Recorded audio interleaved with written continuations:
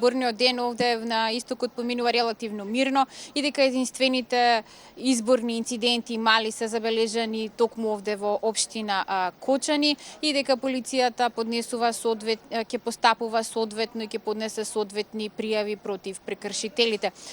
За тоа како помина генерално изборниот ден до сега, предлагам да го видиме прилогот што го подготвивме претходно. На истокот во втор круг се гласа во 5 општини. Избирачките места беа отворени навреме. Освен во Чешиново, Облешево, каде гласањето на едно избирачко место беше почнато во 8 часот и 11 минути, а 2 часа по 19 ќе се затворат и 2 гласачки места во Пробиштип. Во сите 3 проблем биле апаратите за идентификација. Кога се отстранети, гласањето е продолжено. Значи правилата се такви што доколку имаме одложување на отварање или прекин на гласањето помалку од 3 часа, гласањето се продолжува за онолку време колку што бил прекинот. Што значи дека на тоа избирачко место ќе биде затворено 1 час и 10 минути покасно од регуларното време. Тоа се избирачкото место 1566/1 и избирачкото место 1572. Тие, значи, едното избирачко место започна со гласање во 8 часот и 55 минути, додека другото гласачко место започна во 9:00 часот. Излезноста генерално е подобра од онаа во првиот круг. Кочани останува општина со најмала, Пехчево со најголема излезност. Што друго да очекувам? Да нема проблеми. Очекуваме животот да не биде поубав. Само да биде чисто и коректно. Гласаме по наш избор и нека ни дава Господ здраве на сите млади и Македонија да појде напред. Добро, на мирен начин, не е имало никош инциденти тук. Тоа е лично свое право. Мојата сопруга лично ќе кажам не сака да гласа. Што ќе очекувате? Гласаме па ќе видиме.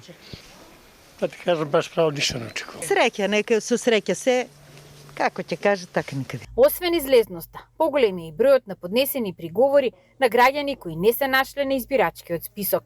Имаме и од страна на Државна изборна комисија веќе прифатено 18 приговори кои што тие лица треба да ги упишеме во единствениот избирачки список, така да кажам дека оној што беше првичен број од запишени 12.545, сега ќе биде зголемен за 18 лица, значи на избирачки список сега во општина Пробиштип ќе бидат на 12.563 гласачи. До сега немаме никакви пријави ниту од политички партии, ниту од лица во врска со гласањето на избирачките места. До Општинска изборна комисија има поднесено 20 приговори за заштита на лично избирачко право. Тоа се лица кои што ги нема во избирачкиот список. Сите приговори се проследени до Државна изборна комисија. Од тие 20 на 7 добивме одговор, за останатите чекаме. На истокот со право на глас во 5 општини каде се гласа за градоначалник, вкупно во избирачкиот список се запишени 61.714 гласачи. Веќе реков дека гласањето, односно излезноста е најмала овде во општина Пробиштип, па најголема е во општина Пехчево и во Пробиштип, каде што веќе на гласање излегоа над 60% од запишаните избирачи.